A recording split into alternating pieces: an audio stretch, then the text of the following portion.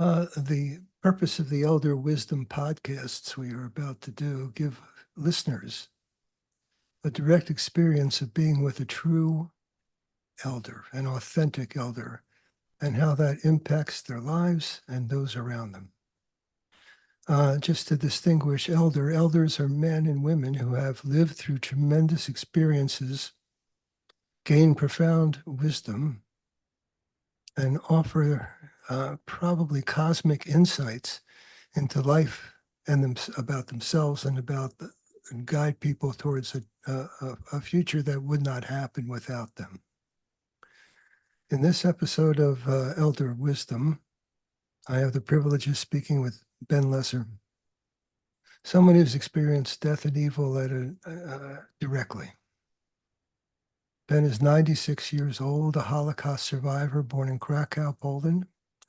He endured imprisonment in Auschwitz and other camps and ended in Dachau during World War II.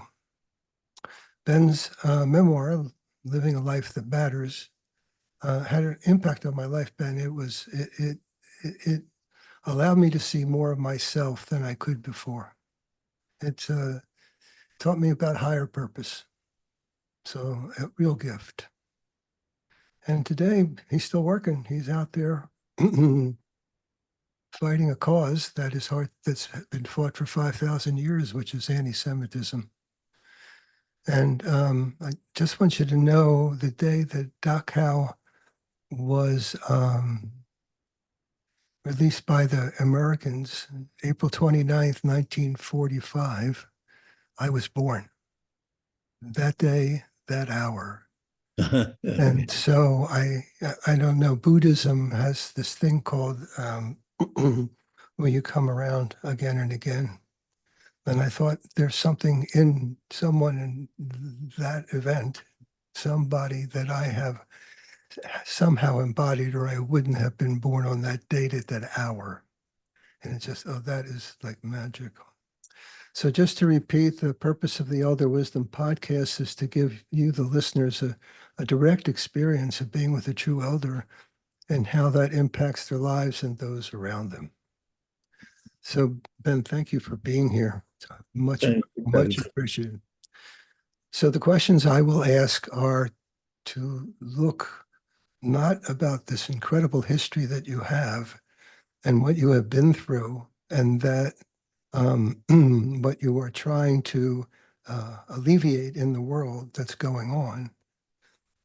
But I want to know about Ben the person at 96 years old, because I'm going to be 96 someday. Yeah. And I want to be, okay, what's it like to be an elder at 96? What's it like in life? What are your thoughts? What is the legacy you want to leave?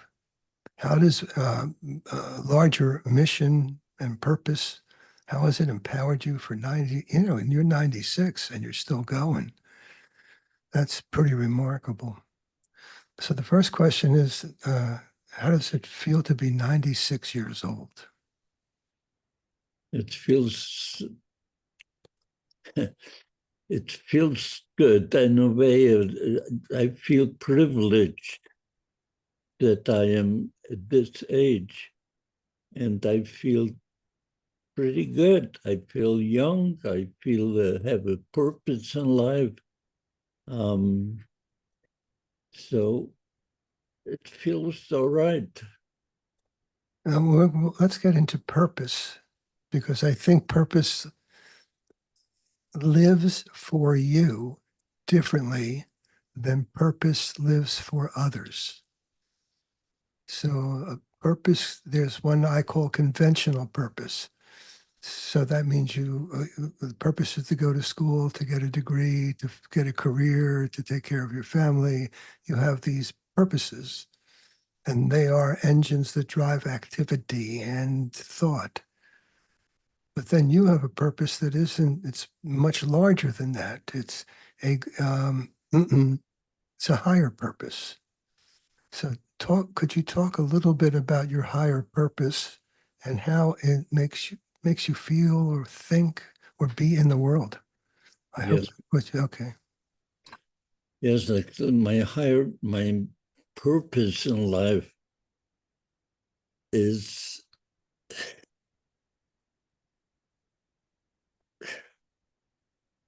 how do my purpose in life is to keep this world from acquiring amnesia about the Holocaust.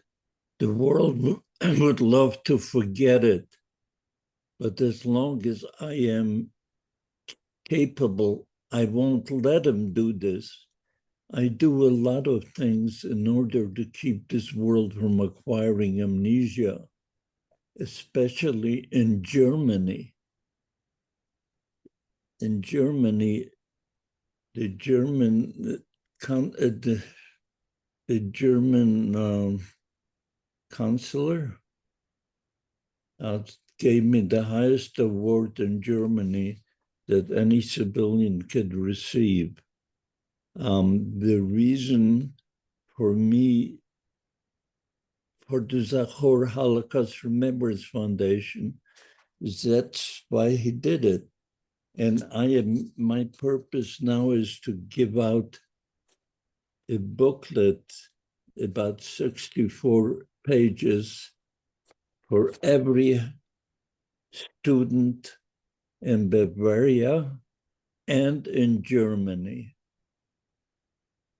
So I have a very important purpose right now to do that. I give these books out free of charge.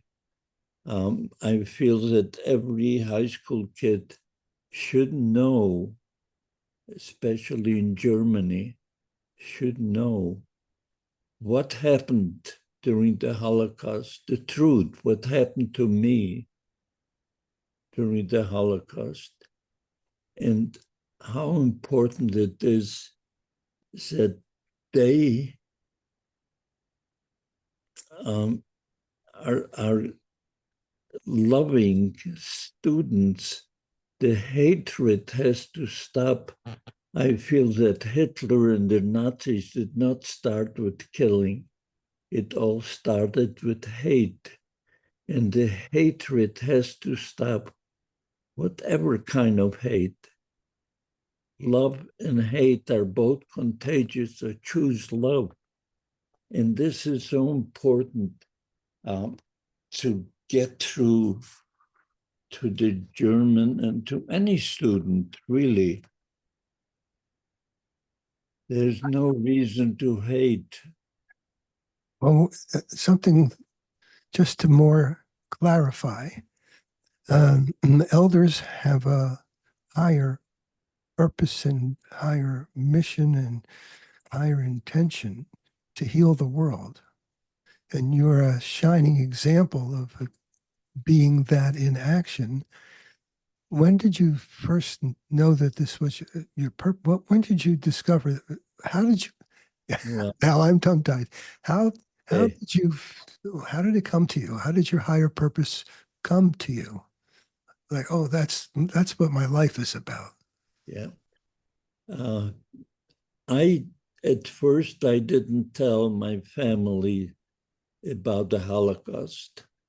I didn't want my children to grow up feeling they're different in any way. I wanted them to go to public school, mingle with all nationalities, which is what they did. But after my grandson in fifth grade called me, he says, Papa, my teacher found out that you're a Holocaust survivor. Would you mind coming in and telling us about it? Well, that was in fifth grade, and they gave me time to speak from 10 to 11. So I went in and I spoke from 10 to 11, from 11 to 12, and the kids were glued to their chairs. The school bell rang for lunch and nobody budged. The teacher had to chase them out. And once they chased them out, they surrounded me in the hallway and they with questions. And all they wanted to do is touch me and feel I'm alive. I don't know. That's when I realized, Ben, you can't keep silent. The world has to know. And in order to do that, I started a foundation called Zachor Holocaust Remembrance Foundation.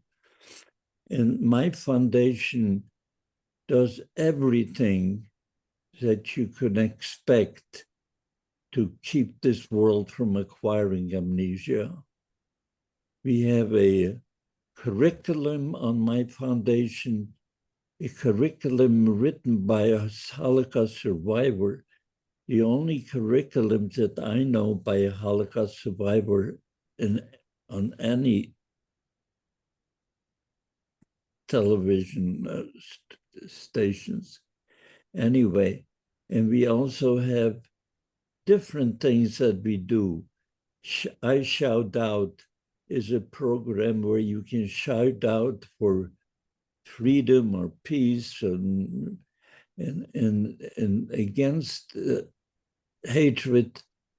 Your shout out with a picture, if you wanted to supply a picture, will remain on our website for generations to come. Your great grandchildren will be able to go in on TV and find out what your shout out was. Did you shout out for peace, for love, whatever? And the thing I want to, so there was a moment in time when you were called. You were, I say, when you stepped into that classroom and you spoke about what you speak about, there was an experience that you had that was, this is what I'm supposed to do. Correct. Okay. And that's a calling. But it's a calling bigger than you. It's not about you. It's about repairing the world, healing the world, making a difference. And it's something that when it occurred, it felt perfect for you. It felt like a fit for you. It was, oh yeah, that's what I'm supposed to do. Elders have those experiences, but there is something beforehand that allows those experiences to happen, which is, I would bet, Ben, that you wanted to speak out and found out you had barriers to speaking out about the Holocaust, about hatred, because you thought about yourself in one way, and then this thing happened in the classroom, and now you thought of yourself another way. Yeah. What was the difference before and after? Well, before I didn't want my kids to grow up feeling they're different, so I didn't talk about it. But after I saw those kids, the fifth graders, how interested they were, I realized, Ben, you cannot keep silent anymore. You have to start telling. And that's when I started going from schools to schools. And we moved to Las Vegas, and I joined the Holocaust Survivor Group and Speaking Bureau, and I went from school to school, and I wrote a book, and then I started the foundation, Zachor Holocaust Remembrance Foundation, to keep this world from acquiring amnesia. No, I think what you're doing is remarkable. And right now in the United States, we are in the primordial stage, the beginning stages of that hatred. Yes. And so I need your advice, because I want to do what you're doing in the way that I do it, because I know that hatred causes selfishness, causes suffering, causes all of that. So, what would you advise me and the listeners to do to combat hatred out there, and in a way where it doesn't end up in people dying in a Holocaust, or in wherever they start putting the immigrants, or even other people's? What would you say to us? Well, I'd say to them that there's no room for hatred in this world.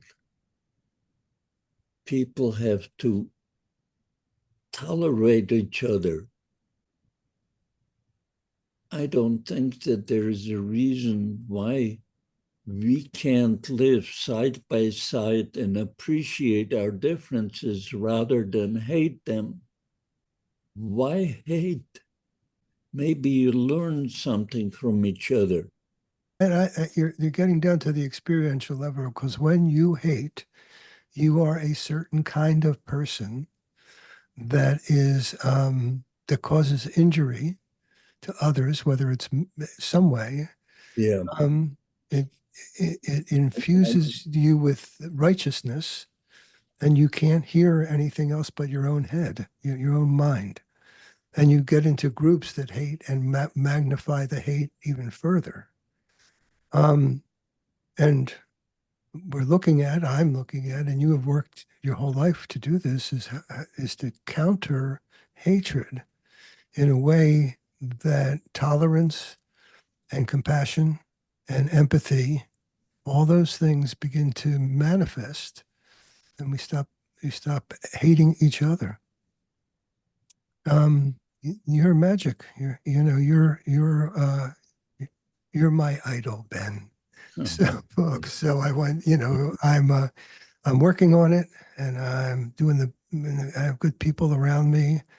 We think becoming a Ben is really the way to go.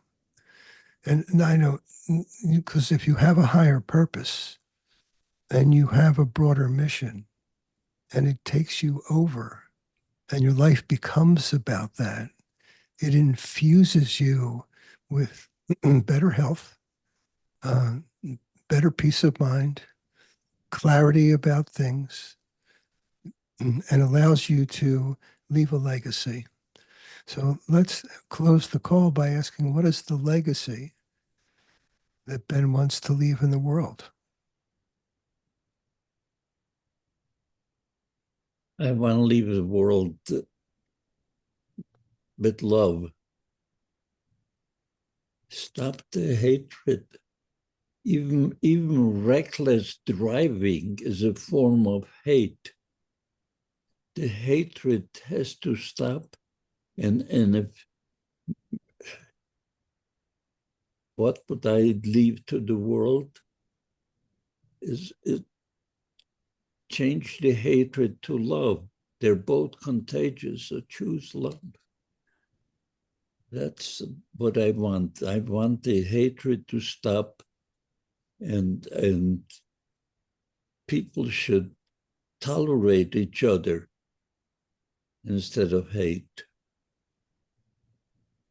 Your message will be broadcast to a lot of people who may or may not know who you are.